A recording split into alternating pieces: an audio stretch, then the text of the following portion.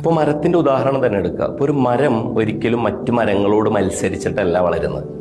ഒരിക്കലും മരത്തിന്റെ പൊക്കം നോക്കുക എന്നുള്ളതിനേക്കാൾ മരത്തിന്റെ ക്വാളിറ്റി നോക്കുക, മരം തരുന്ന ഫ്രൂട്ട്സിനെ നോക്കുക എന്നുള്ളതാണ്. അപ്പോൾ a tree never competes with another tree, it just grows എന്നാണ്. അത് ഒരിക്കലും ഒരു മരം മറ്റു മരങ്ങളോട് മത്സരിക്കുന്നില്ല, അത് ജസ്റ്റ് വളരുന്നു എന്നുള്ളതാണ്. അതായത് സ്വയം നിലക്ക് വളരുക എന്നുള്ളതാണ് പ്രധാനം. ഇപ്പോൾ പരാജിതന്റെയും വിജയിക്കുന്ന ഒരാളുടെയും വ്യത്യാസത്തെക്കുറിച്ച് ലോകത്ത് പറയപ്പെടാറുള്ളൊരു വളരെ പ്രധാനപ്പെട്ട ഒരു പോയിന്റ് ആയിട്ട് തോന്നിയിട്ടുള്ളത്, ഈ വിന്നേഴ്സ് ഫോക്കസ് ഓൺ വിക്ടറി. ഈ വിജയിക്കുന്നവരെപ്പോഴും വിജയത്തിലാണ് ഫോക്കസ് ചെയ്യുന്നത്. ലൂസേഴ്സ് ഫോക്കസ് ഓൺ വിന്നേഴ്സ് എന്നാണ്.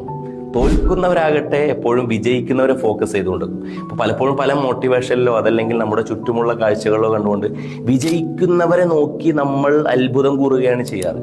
പക്ഷെ വിജയിക്കുന്നവർ ഒരിക്കലും പരാജിതരെ നോക്കിയോ മറ്റ് വിജയിക്കുന്നവരെ നോക്കിയിട്ടോ അല്ല, അയാൾ വിജയത്തിലാണ് ഫോക്കസ് ചെയ്യുന്നത്.